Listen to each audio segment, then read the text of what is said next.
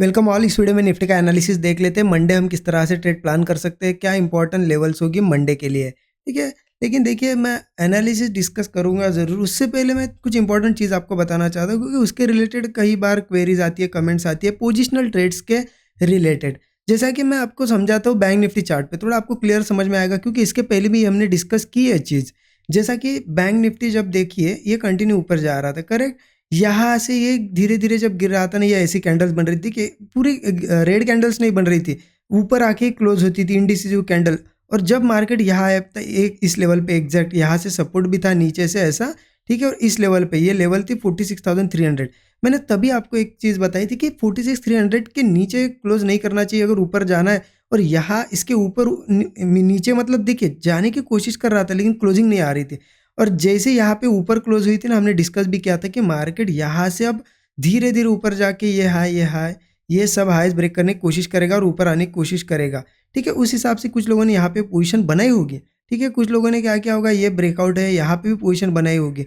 But सब लोग नहीं बनाते, जैसा कि हमारा डिस्कशन भी था कि यहाँ से धीरे-धीरे ऊपर जा सकता है। यहाँ से हमें पता भी था, आप 1 आवर चार्ट पे देखिए बहुत बढ़िया यहाँ कंसोलिडेशन करके ब्रेकआउट भी दिया था। लेकिन हम सिर्फ क्या करते हैं ना, देखते रहते हैं, पोजीशन नहीं बनाते। अब देखिए, जो लोग पोजिशनल ट्रेड नहीं ही करते हैं, सिर्फ इंट्राडे करते हैं और उन्हें टाइम मिलता है, उनके लिए तो ठीक है इंट्राडे ही प्लान करो। बट कुछ लोग क्या है ना, जॉब प्रोफेशन में इंट्राडे ट्रेड नहीं कर पाते, फिर भी क्या करते, ज़बरदस्ती टाइम नहीं मिल पाता, एनालिसिस नहीं कर पाते, कैसे भी करके थोड़ा सा टाइम निकाल के ट्रेड ले लेते हैं और ना ऐसे लगाते हैं ना कुछ के, मतलब रैंडम ट्रेडिंग करते हैं। क्योंकि क्यों करते हैं, करना है मतलब करना है बस।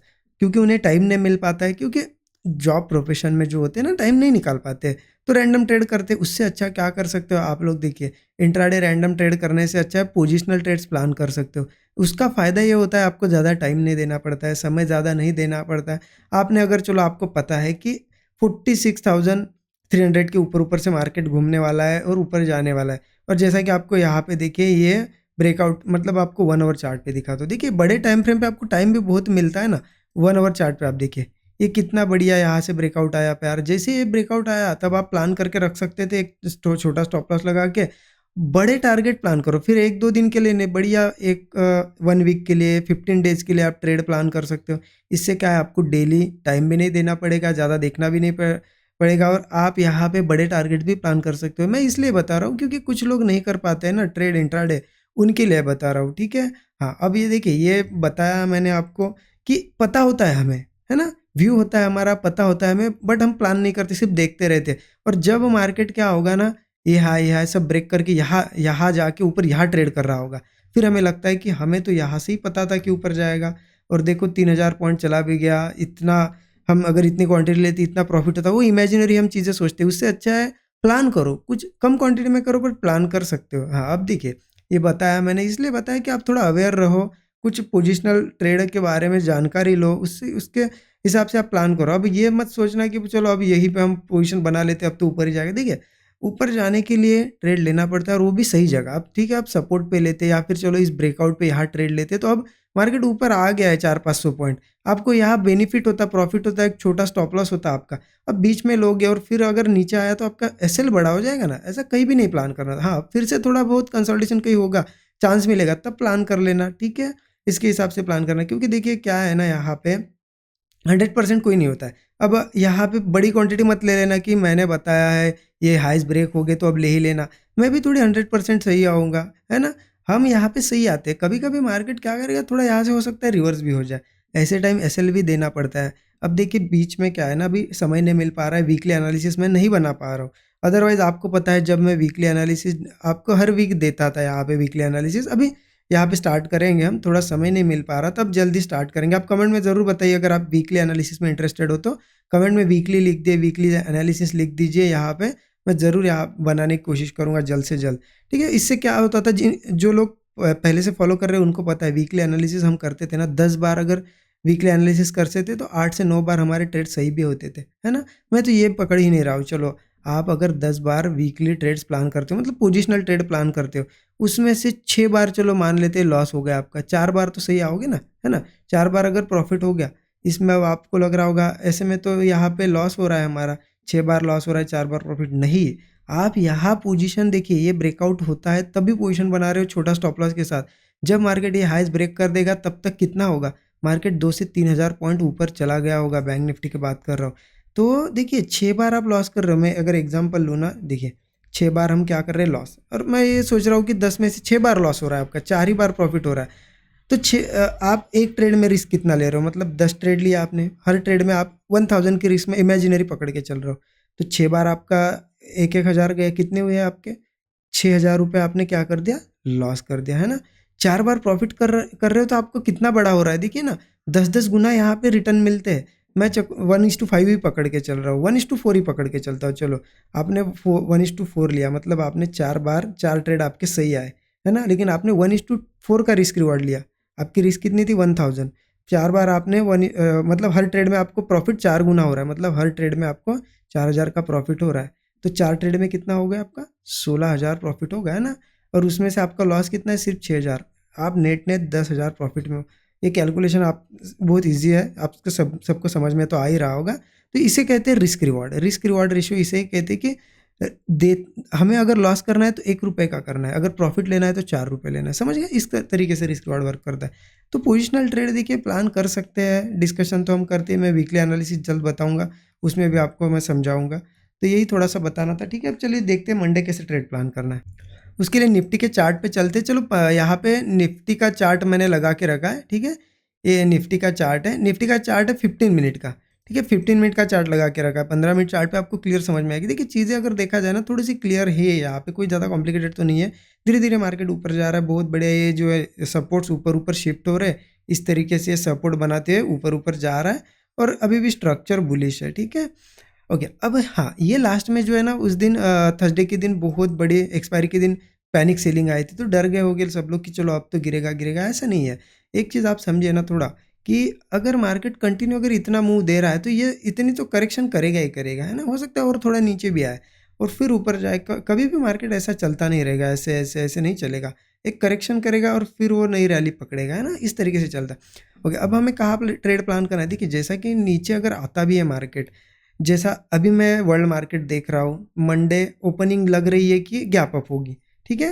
लेकिन देखिए ओपनिंग हमारे हाथ में नहीं होती, हो सकता है कुछ न्यूज़ आ जाए मार्केट नीचे भी ओपन हो, मंडे गैप अप नहीं हो, तो हम उसके हिसाब से भी डिस्कशन करेंगे। क्योंकि अगर देखिए नीचे आता है या गैप डाउन होता है तो नीचे सपोर्ट्स ही है, छोटे छोटे सपोर्ट लेवल है, 2-3 सपोर्ट लेवल है, बिल्कुल पास पास में। मैं वो लिख के भी देता हूँ आपको, 22,255 का है, एक है 22,230 का है, एक है 22,200 का है, ठीक है। ये सपोर्ट है। अब किसी केस में मार्केट यहाँ ओपन होकर नीचे आया, चलो इस सपोर्ट पे आया, इस सपोर्ट पे कोई भी 2-3 सपोर्ट में से एक सपोर्ट पे आया, होल्ड कर जाए, यहाँ से डबल बॉटम बना के ब्रेकआउट दे या फिर कंसोलिडेशन करके ब्रेकआउट दे, कॉल साइड का ट्रेड बनेगा। गैप डाउन भी होता है इन लेवल्स पे, तो भी कॉल साइड का ट्रेड बनेगा, ठीक है। अब टारगेट 1:3 रखने की कोशिश तो करेंगे हम, स्टॉप लॉस 15 से 20 पॉइंट हमारा मिनिमम तो होगा ही होगा। इसके नीचे जाता है ना तो फिर थोड़ा सपोर्ट फिर नीचे आता है, फिर ये इस सपोर्ट को टेस्ट करने आ सकता है, फिर 22,115 के आसपास ये आने की कोशिश करेगा। तो इसलिए यहाँ तक ठीक है, सपोर्ट हम देखेंगे। अगर इसके भी नीचे आके ट्रेड कर रहा है ना, कंसोलिडेट वगैरह करके, फिर ब्रेकडाउन पे पुट भी ले सकते हैं, क्योंकि फिर नेक्स्ट सपोर्ट को टेस्ट करने आएगा वो। ओके, लेकिन पॉसिबिलिटी बहुत ज़्यादा है, यही कहीं से ऊपर जाने की कोशिश करेगा। तब ये तो हो गई चलो बात, अगर नीचे आता है फ्लैट ओपन होता है तो दिक्कत ये आएगी कि गैप अप होगा तो क्या करना है। देखिए गैप अप के बाद आप समझिए, मैं आपको एक एक चीज़ आपको डिटेल में बताता हूँ करना क्या है। देखिए गैप अप होता भी है मार्केट, ठीक है, थोड़ा बहुत करेक्शन करने आए, उसके बाद वो क्या करेगा, थोड़ा सा ऐसा कंसोलिडेट तो करता ही है, सीधा तो नहीं जाता है। कंसोलिडेशन के बाद देखिए कहाँ जाता है, वो नीचे के साइड ब्रेक करता है ना, पुट हम जरूर लेंगे, क्योंकि मार्केट फिर सपोर्ट में आने की कोशिश करेगा, ठीक है। तो हम पुट ले सकते हैं, ध्यान से देखिएगा ये सिनेरियो, पुट ले सकते हैं, ठीक है। इन सपोर्ट्स ये हमारे टारगेट्स हो गए। बट मार्केट अगर नहीं कंसोलिडेट वगैरह करता है या फिर ऊपर ब्रेक करता है, तो मैं तो रिकमेंड करूँगा डायरेक्ट कॉल मत लीजिए, डायरेक्ट कॉल मत लीजिए। क्योंकि मार्केट कैसा करता है, ट्रैप करता है, थोड़ा सा कंसोलिडेट करके ब्रेकआउट दिखाएगा, सब लोग कॉल लेते हैं, फिर फंसाता है और फिर सपोर्ट पे आता है। इसलिए ऐसे केस में क्या कर सकते हो, एक तो फेलियर आने दो, फेलियर पे पुट ले सकते हैं इन टारगेट्स के लिए। अदरवाइज क्या कर सकते हैं, ऊपर जा ही रहा है ना तो छोड़ दो, फिर जाने दो थोड़ा सा। अगेन वो ऊपर थोड़ा कहीं कंसोलिडेट करेगा ना, उसके बाद देखो अगर, क्योंकि देखिए मार्केट को अगर ऊपर जाना होगा तो वो फर्स्ट ब्रेकआउट सस्टेन कर जाएगा, राइट, फर्स्ट ब्रेकआउट सस्टेन कर जाएगा, फेलियर नहीं होगा। अब हमें कंफर्मेशन कब मिलेगा, अगेन थोड़ा कंसोलिडेट करके सेकंड ब्रेकआउट मिलता है ना, उस पर हम कॉल लेंगे, ठीक है। फर्स्ट पे मत लेना, सेकंड ब्रेकआउट पे कॉल लेंगे।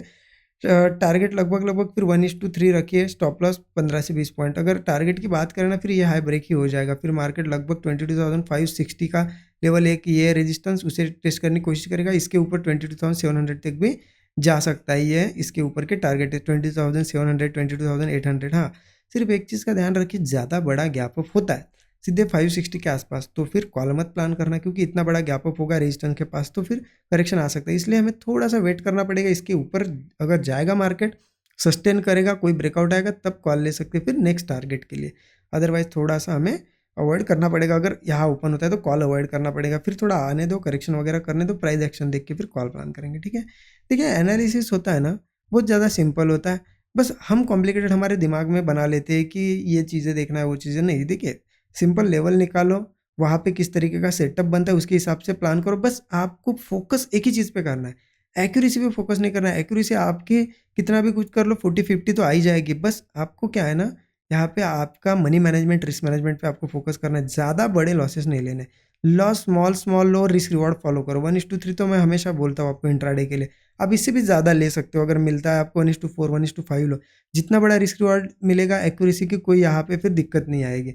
बड़े रिस्क रिवॉर्ड लो, आपकी 50% का 40% पे एक्यूरेसी आएगी ना, आप बहुत ज़्यादा प्रॉफिट निकाल लोगे। बस कभी बड़े लॉस मत करना, इस चीज़ का ध्यान रखना। और देखिए जैसा कि लर्निंग अगर करनी है, वीकेंड है, तो आप 13 आवर्स का कोर्स भी चेकआउट कर सकते हो। ये इसलिए बताता हूँ क्योंकि ये इस कोर्स में ना हमने यही चीज़ें, बहुत लोग पूछते हैं कि ये लेवल्स कैसे निकालना है। देखिए इसके लिए एक वीडियो में, 2 वीडियो में, 5-10 वीडियो में भी नहीं बता सकता। इसके लिए बहुत डिस्कशन यहाँ पे क्लियर, यहाँ पे 13 आवर्स का कोर्स जो है ना, उसमें इतनी ज़्यादा डीप में चीज़ें बताई है। ठीक है, और 1-to-1 इंटरेक्शन करके बताइए तो समझ में आता है सबको ये कि क्या चीज़ है क्या। तो फिर ये इंपॉर्टेंट लेवल्स, ये जो डॉट टू डॉट लेवल्स है ना, मार्केट जिनको फॉलो करता है, आप डेली देखते हो, ये लेवल्स निकालने के लिए कुछ मेथड्स यूज़ करनी पड़ती है, एनालिसिस करना पड़ता है। तो वो मेथड्स ही सिखाई गई है कि कैसे इन मेथड्स का यूज़ करके एनालिसिस करके daily dot to dot levels निकालना है। सबसे इंपॉर्टेंट पार्ट तो risk management, money management, psychology क्या रखनी है, कैसे क्या रिस्क रिवॉर्ड प्लान करना है, बड़े रिस्क, बड़े बड़े टारगेट कैसे लेने हैं स्मॉल रिस्क के साथ। ठीक है, स्मॉल कैपिटल के साथ, ये सब चीज़ें सिखाई गई है 13 आवर्स के कोर्स में। तो इसे आप ज़रूर चेकआउट कर सकते हो। देखिए बेसिक टू एडवांस कोर्स है और बिगिनर फ्रेंडली कोर्स है। ठीक है, प्राइस एक्शन कोर्स है प्योर का, कोई इंडिकेटर वगैरह इसमें हम नहीं सिखाते हैं। तो ये कोर्स आप जरूर चेकआउट कर सकते हैं। इस वीडियो के डिस्क्रिप्शन बॉक्स में जाओगे तो वहाँ पे आपको लिंक मिल जाएगी, डिटेल्स वहीं पे मिल जाएगी। तो बाकी वीडियो अच्छा लगा ना तो कमेंट में ज़रूर बताइएगा। ठीक है, और लाइक नहीं किया होगा अब तक, लाइक कर दीजिए। Thank you so much everyone.